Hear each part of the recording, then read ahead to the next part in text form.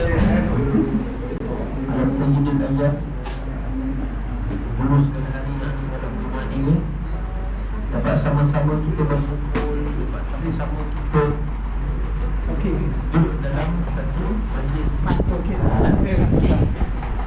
yang mana kita tak pastilah lepas daripada majlis yang dilakukan, tapi alhamdulillah lah, maknanya kita dah mula semula majlis-majlis ilmu di masjid dan surau, yang mana masing-masing nampak kami di ceras di masjid tadi tu dah mula penuh lah, penjualan mengaji.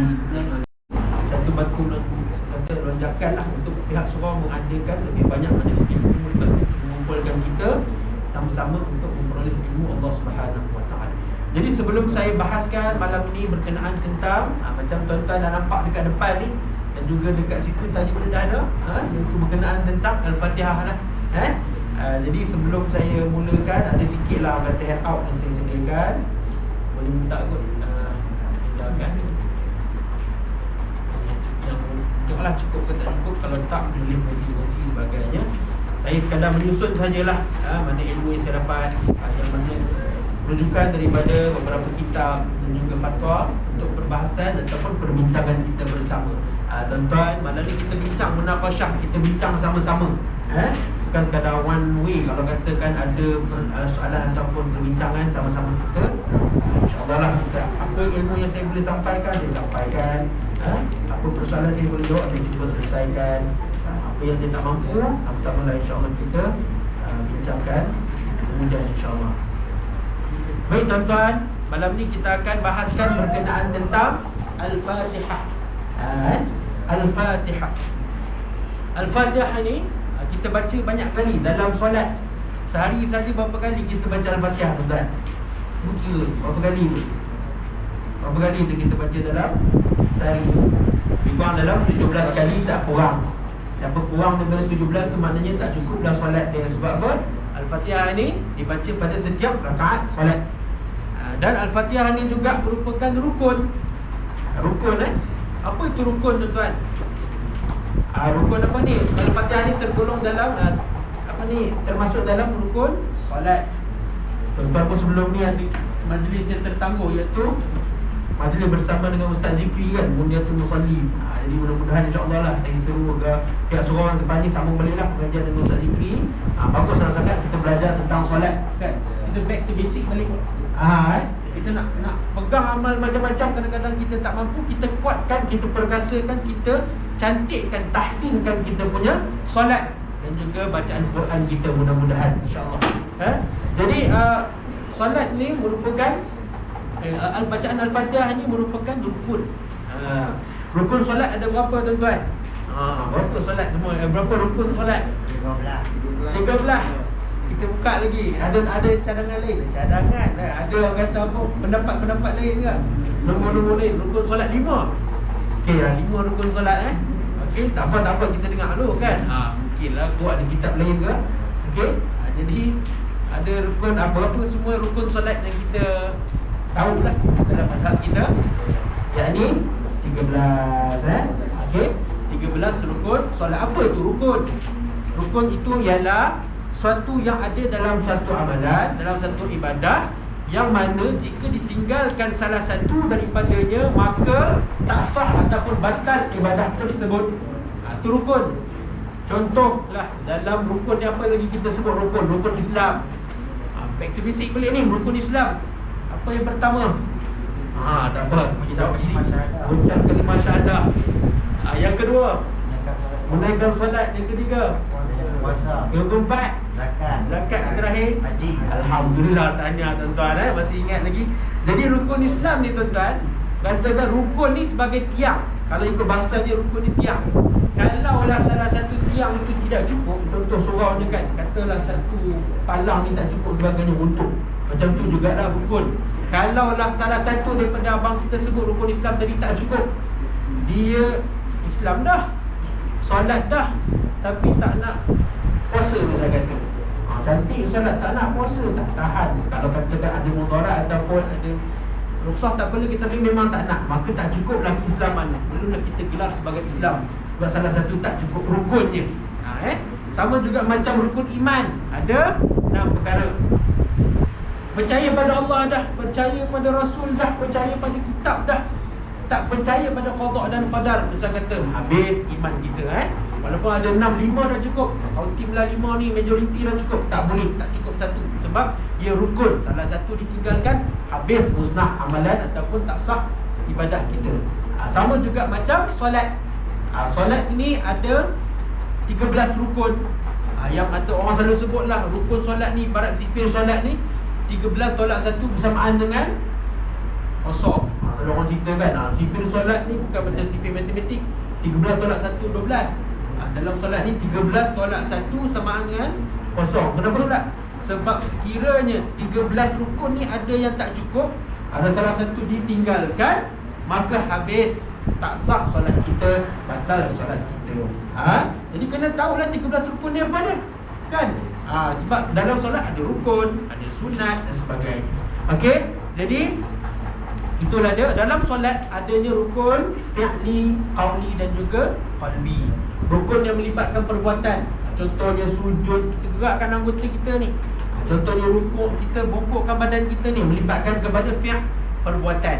Ada pun rukun ni qalbi, melibatkan kepada hati. Qalbi kan, qalbi rukun qalbi ni rukun yang hati, contohnya niat.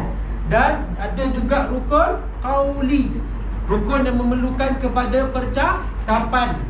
Ada 4 rukun dalam solat yang mana memerlukan kepada verbal, kena sebut, kena baca satu persatu. Apa dia? Ulang kaji sikit-sikit lah kan malam ni. Yang pertama takbiratul ihram, sebut Allahu Akbar, kena sebut. Sebab tu rukun qauli. Yang kedua, ni kita nak belajar lagi ni, Al-Fatihah. Dan yang ketiga, bacaan tahiyat akhir. Dan yang keempat, bacaan salam. Bagi salam, Assalamualaikum warahmatullahi. Ada yang lain-lain Ustaz, surah lepas tu, ada bacaan dalam sujud, ada bacaan dalam rukuk, itu sunat. Tapi itu pun adalah sunat berat, hayat, baik dan sebagainya. Hari ni kita cerita pasal salah satu rukun qauli, iaitu Al-Fatihah. Dah dapat masing-masing kertas kerja tu, kita buat kelas sikit lah malam ni. Ada pula rujukan kita, boleh tengok sama-sama. Dalam mazhab Syafi'i, imam, makmum, orang solat sendirian, sama ada jemaah ke tidak, wajib membaca Al-Fatihah dalam setiap rakaat. Sama ada solat secara sir, yang tak baca secara kuat, ataupun jahar, solat fardu ataupun solat sunat. Walaupun solat sunat, tapi bacaan dalam Al-Fatihah dalam solat sunat tersebut wajib. Okay? Solat fardu, solat sunat, tapi bacaan Al-Fatihah dalam solat tersebut menjadi wajib.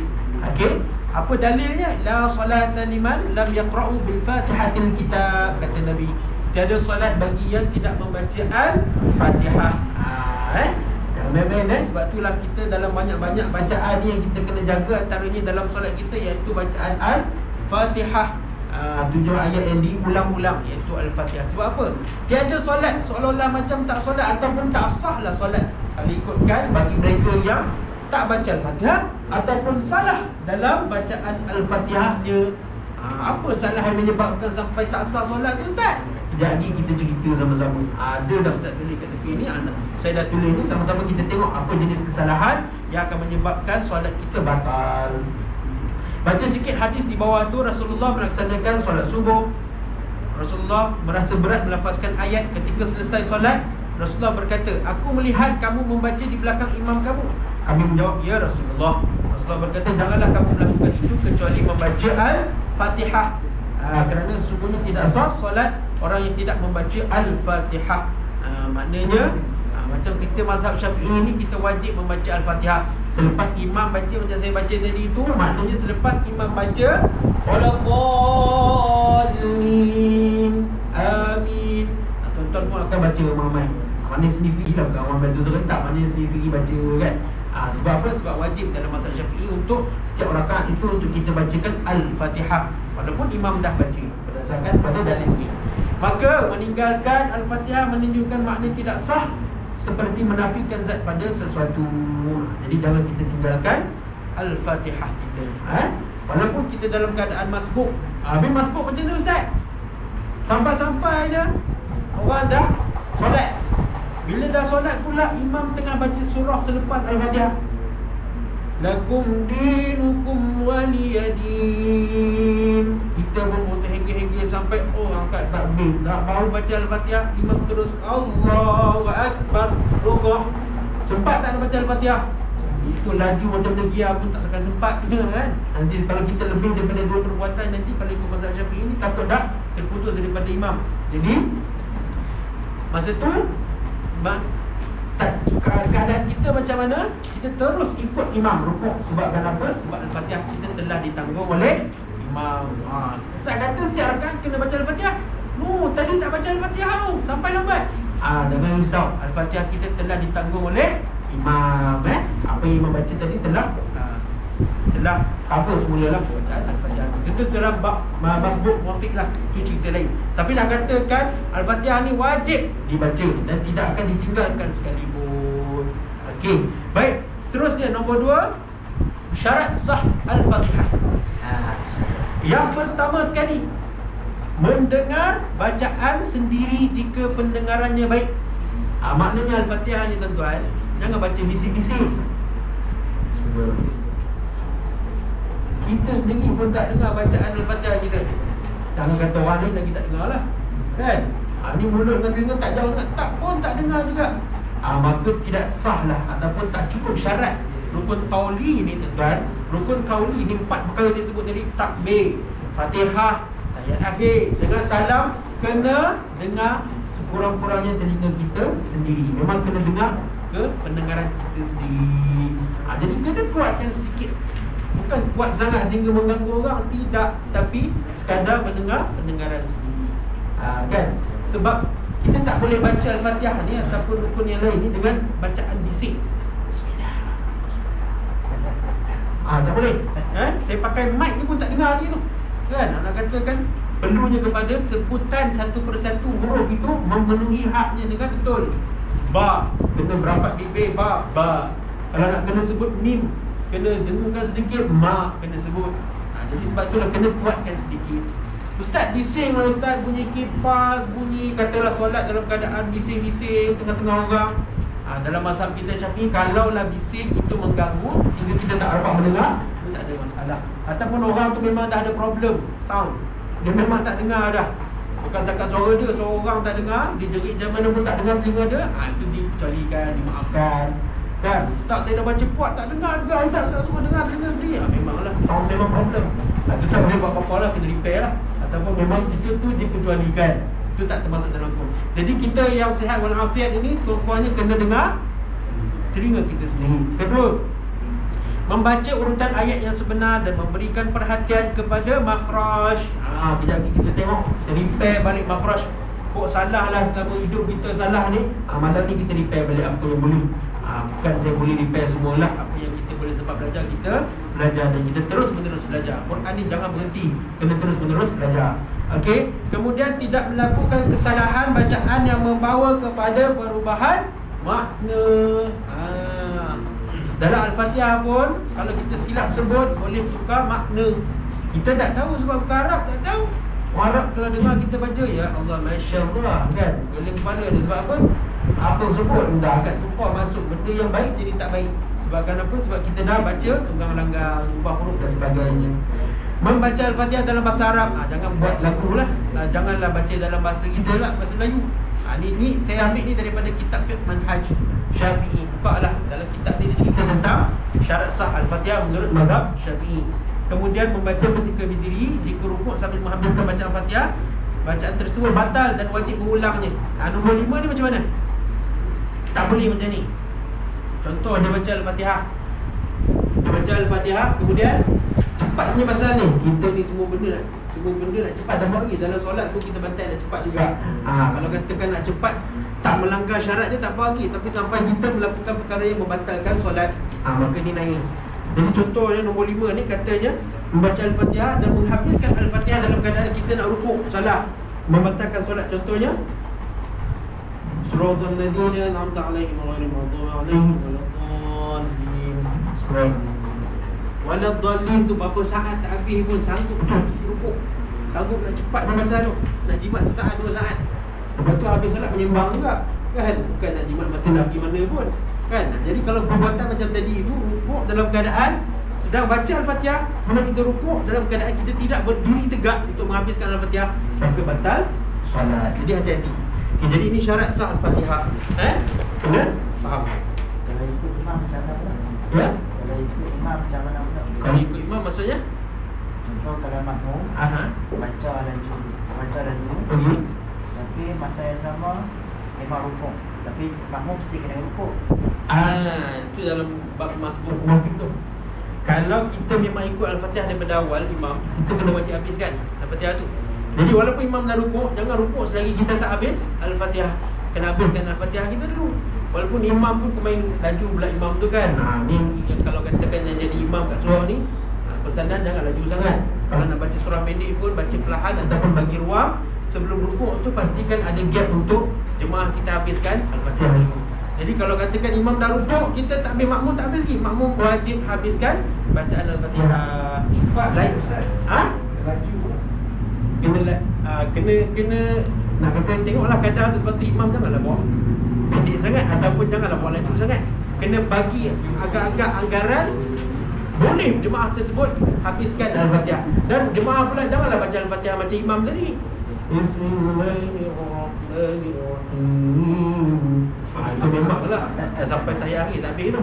Okay, jadi pastikan bacaan tu sederhana laju. Kalau kan dalam tingkatan marhalah bacaan kita dipanggil hadar ataupun dalam bacaan tadwir, sederhana laju. Laju sikitlah.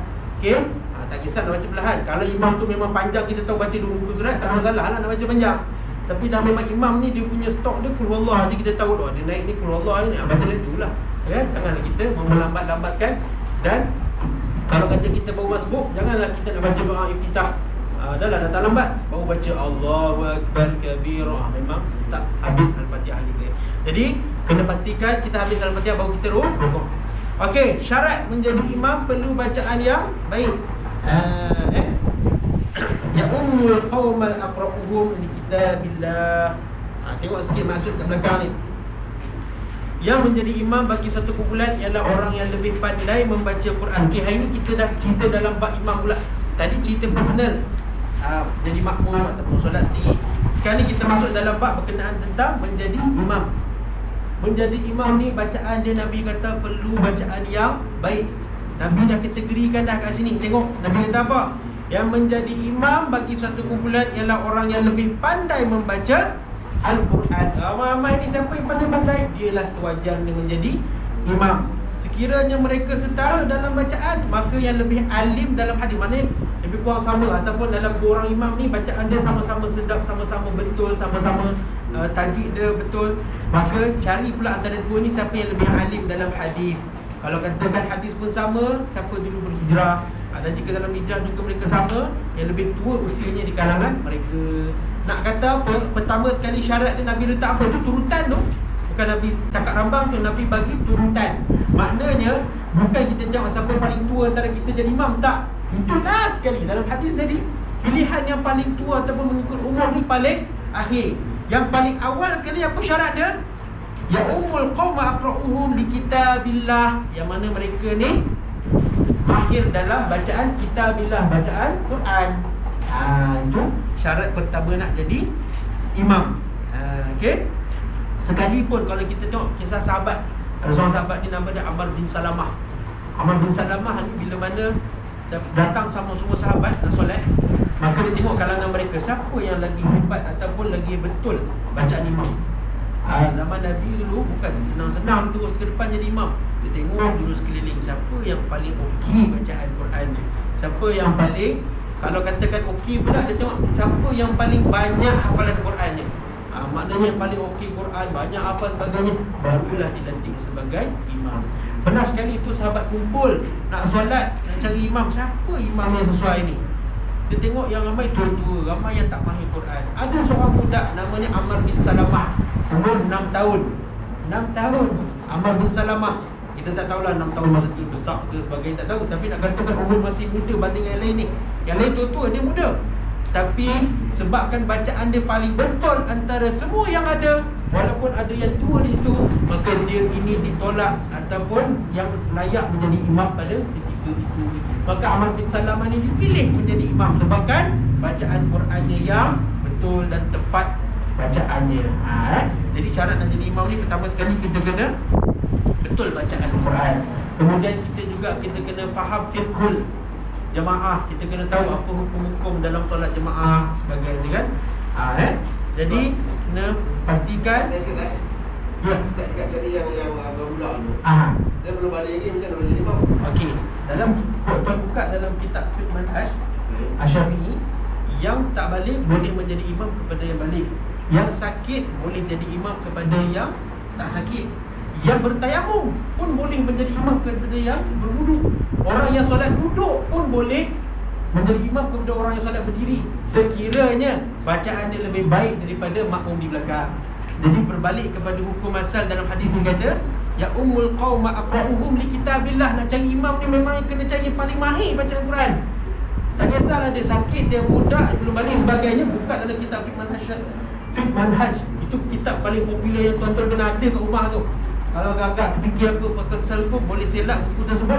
Tengok dalam kitab, dalam fiqh ibadah bab solat, ceritakan berkenaan tentang imam, syarat-syarat menjadi imam. Itu pertama sekali. Itu kalau kita solat Jumaat. Kalau solat Sid, Solat Sid maksudnya solat suruh asal yang tak perlukan bacaan. masih lagi sebab begini okey, tuan-tuan kena faham. Okey, nampak apa soalan tadi? Kalau solat yang tak perlu jahar macam mana? Tuan-tuan kena faham. Contohnya masbuk. Dan saya cerita tadi masbuk, siapa yang menanggung bacaan Fatihah yang masbuk tadi? Imam. Kalau imam punya bacaan dah betul dan kita memang tahu memang bacaan imam tak betul, maka tanggungan imam tu atas bacaan kita pun tak betul. Jadi sebab itulah syarat Nabi tak sebut okey yang jahar saja kena imam yang hebat, yang betul bacaan. Yang tak jahar, yang sin tak apa, ambil lah siapa-siapa pun tak kisah. Tak. Nabi kata umum menjadi imam dalam suatu solat itu wajib bagi mereka yang betul-betul betul bacaan Qurannya, betul bacaan dalam solatnya. Sekiranya lebih kurang sama, Nabi tak kata hadis tu, Nabi sambung lagi dalam hadis. Nabi kata kalau setara dalam ramai-ramai itu lebih kurang dia baca, memang tak dia mahir, tak ada masalah. Kita ambil lah sama kita. Tapi kalau dalam ini saya nak cerita dalam ni yang bab nombor 4 ni, hukum mengikut imam dan salah bacaan. Tapi kalau katakan dalam kalangan ramai ada yang betul bacaan tapi kita mengenengahkan atau mengedepankan orang yang tak betul bacaan, maka kalau ikutkan pendapat bahawa tak sah solatnya sekiranya kita tahu bacaan dia memang salah. Maka kita agak-agak ini tak betul bacaan dia. Tak, kalau kita memang betul confirm bacaan dia salah, maka kalau kita ikut juga dan kita ada ilmu, kita ikut juga, maka tak sah solatnya. Jadi kita tengok dalam bab nombor 4. Okey, tengok dalam kertas ni, hukum mengikut imam yang salah bacaan Al-Fatihah. Ini saya ambil daripada Irsyadul Fatwa Jabatan Mufti Wilayah Persekutuan. Tuan-tuan boleh tengok dalam portal Fatwa Irsyadul Fatwa Wilayah Persekutuan berkenaan tentang apa hukum mengikut imam yang salah bacaan Al-Fatihah. Saya ambil, saya susun, sebab tu saya tulis kat depan ni. Disusun oleh Ustaz Adari, bukan dibuat oleh. Saya susun sahaja, saya mengambil pendapat ataupun fatwa yang ada, yang muktabar ataupun yang betul-betul rajih. Okey, yang pertama sekali, berdasarkan pendapat mutamat dalam mazhab Syafi'i, syarat menjadi imam mestilah seorang yang qari, boleh membaca Fatihah dengan baik dan tidak berimamkan seorang yang ummi. Maksud ummi ialah seorang yang cacat bacaan Fatihah. Cacat macam mana? Jadi kalau sempat kita tunjuk sikit, cacat ni bermakna dia melakukan kesalahan yang besar yang sehingga menukar pada makna bacaan. Maksud ummi ialah yang cacat baca Fatihah meski hal sebagai daripada Fatihah seperti hilang huruf, bagi contoh. Okey. Begitu juga orang yang tidak mampu mengeluarkan, tidak dapat mengeluarkan menyebut satu huruf dalam Fatihah berdasarkan makhraj ataupun hilang sabdunya. Okey, kemudian kerana apa Fatihah ni wajib dalam solat, imam akan menanggung. Yang saya sebut tadi tu. Sebab begitu juga imam akan menanggung bacaan makmum yang masbuk. Jadi kalau katakan bacaan imam salah, maknanya Al-Fatihah yang wajib kita buat pada asalnya, tapi sebabkan kita masbuk, maka Al-Fatihah tu kita serahkan kepada imam.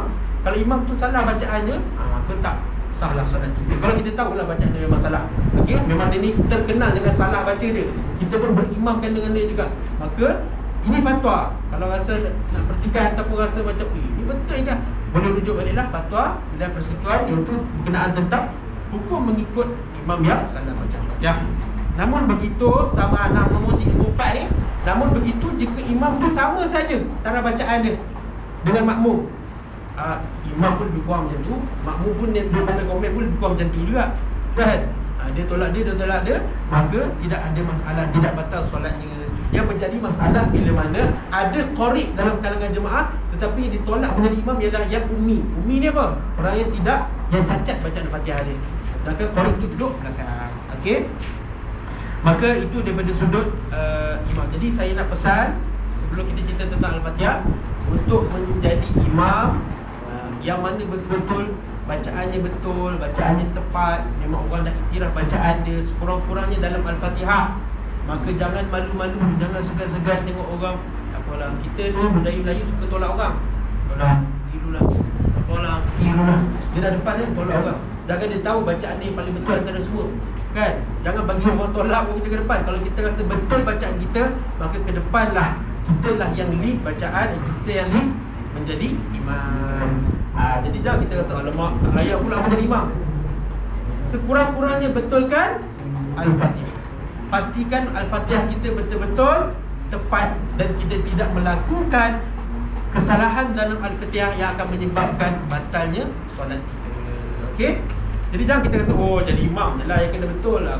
Aku jarang jadi imam, datang lambat. Taklah.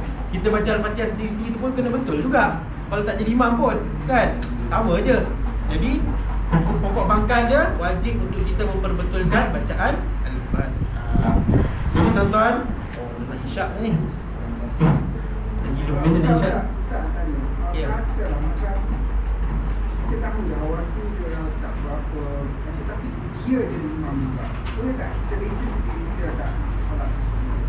Okey, saya bagi satu. Okey, pertama sekali kalau ikutkan fatwa ni, yang kita tahu salah. Salah tu pun kita kena tahu.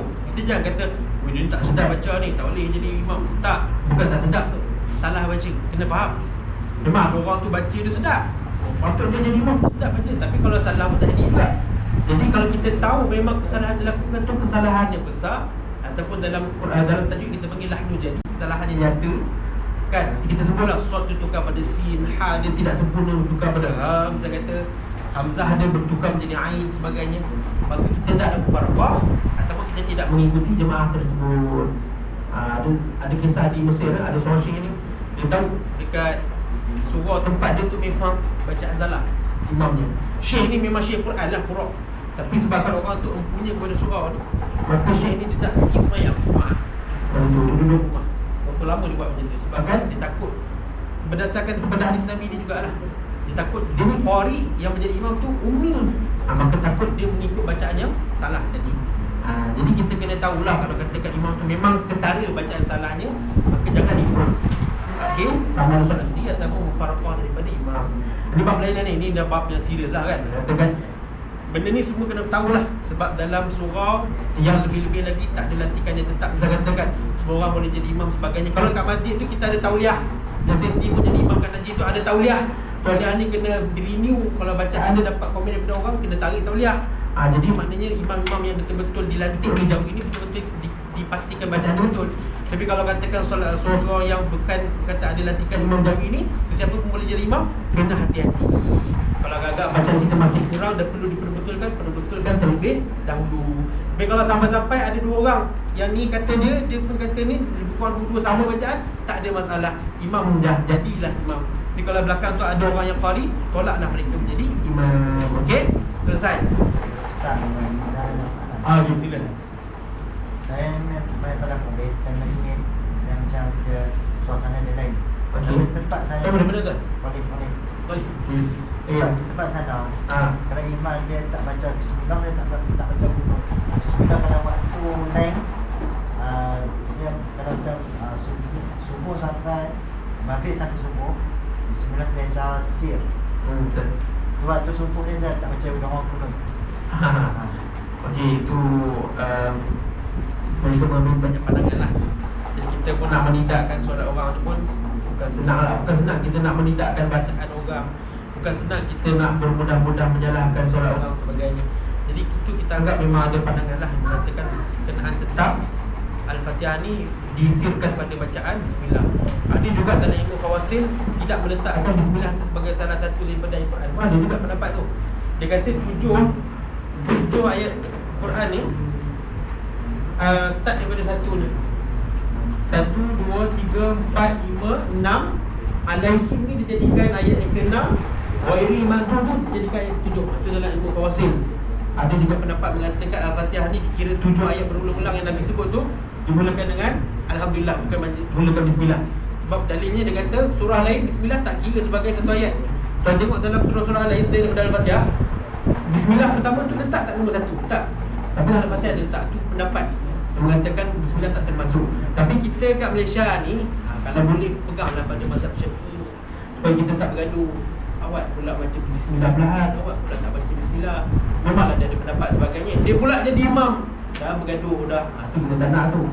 Perlunya kita berpegang pada mazhab sebab kita tak nak masyarakat kita berpecah belah. Okey. Baik, sikit je kita huraikan sikit berkenaan tentang kesalahan-kesalahan dalam Al-Fatihah yang kita sering lakukan. Saya nak detail sangat, tak apalah. Malam ni kita tunjuk kesalahan yang betul-betul lahnu jadi lah. Kesalahan yang dibagi lahnu jadi ni ialah kesalahan yang nyata, yang boleh mengubah makna, yang boleh mengubah maksud, yang boleh mencacatkan solat dan mencacatkan Fatihah, bahkan yang lebih teruk boleh membatalkan solat. Okey, pertama sekali kita kena tahu lahnu jadi ni kesalahan yang nyata ni antara yang besarnya ialah menukar huruf dan juga menukar baris. Menukar huruf dan juga menukar baris. Menukar ni boleh dalam konteks menambah ataupun mengurangkan. Saya tak tukar, tapi dia buang salah satu huruf, pun dijadikan sebagai kesalahan yang nyata yang menyebabkan bacaan tu tak sah. Bacaan lain, katakan saya baca tadi lepas Al-Fatihah saya baca surah At-Takatsur. Itu kalau tergugur ayat sebagainya, kalau ikutkan bacaan tu memang tak betul lah. Cumanya dia tidak membatalkan solat. Tapi dalam Al-Fatihah kita lakukan kesalahan ini, maka dia akan membatalkan solat. Kalau kita lakukan secara sengaja dan kalau kita dah ada ilmu. Kalau tak ada ilmu lain, kalau kita dah ada ilmu buat juga, maka batal. Okey, pertama sekali ya.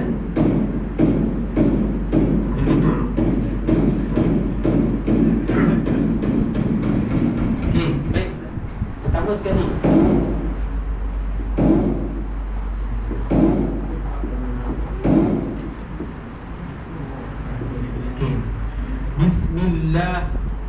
Bismillah. Sebab tu saya tunjuklah cara bacaan yang betul dan tepat. Pertama sekali bis. Okey. Bis sin ni huruf sofir. Sofir ni dia ada sikit angin dikeluarkan. Bis. Bis. Dan kita tahan angin tu. Kalau tahan angin dia jadi apa? Bismillah. Dia jadi ta. Kalau kita tahan angin tu daripada keluar, maka dia akan bertukar kepada fa. Maka kat situ pertukaran huruf dengan sengaja, maka menyebabkan lahnu jadi. Untuk awal-awal lagi pada perkataan bismillah tadi kita dah boleh buat salah. Kalau kita tak jaga betul-betul yang ini. Kita merah lah. Betul kan? Mana salah ni kita warna merah. Baru nampak sikit. Contoh kalau kita tersalah baca sibu dijadikan pada ta bismillah. Tapi kalau orang yang memang lidah dia pendek, memang ada orang kan, dia saya suka makan sayur. Itu kalau orang macam tu jadi imam, tak boleh buat apa lah, memang dimaafkan lah. Okey. Jadi kalau katakan orang yang lebih baca dia sempurna boleh jadi imam, tolak orang lain boleh jadi imam. Okey. Bismillahi. Okey, dekat sini ada mat. Bismillahi. Bismillahi. La ni perlu panjangkan 2 harakat. Kemudian hir. Okey, dekat ra ni berlakunya tafkhim. Tafkhim tu apa tuan-tuan? Tebal. Bismillahirrahmanirrahim. Tebal kan bacaan ra ni. Hirrah. Kesalahan yang kita selalu buat ialah ra ni tebal betul kita tahu. Tapi kita muncungkan. Hir. Bismillahirrahmanirrahim. Tak perlu kita sampai nak tebal tu kita kena muncungkan. Tak perlu kita nak bulatkan mulut. Sebab apa? Sebab ra ni hurufnya datang makhrajnya di lidah. Cukuplah kita tebalkan dalam lidah. Bismillahirrahmanirrahim. Okey. Itu kalau kita tak tebalkan, itu dipanggil kesalahan yang ringan. Lawan pada jali ni khafi ringan. Jadi kalau kita terbuat, kita tak tebalkan ra tu, dimaafkan lagi. Bukan dimaafkan, kalau ikutkan memang salah, tapi dia tidaklah sampai menukar makna. Kemudian ha. Ha ini ha, orang kita panggil ha apa? Ha pedas. Ha pedas kan. Itu nama popular kat Malaysia lah. Tak tahu kat negara Arab ada ha tu, tak tahulah kan. Tapi ha pedas ni kalau ikutkan kenapa kita sebut pedas? Sebab ha yang ini hanya sifat hamas dia banyak, sifat angin dia banyak. Ha keluarkan angin yang banyak, kita nak sebut ha. Beza dengan satu lagi kawan dia, ha simpul. Ha angin tu ditahan sedikit, tak sebanyak angin kawan yang seorang lagi ha pedas.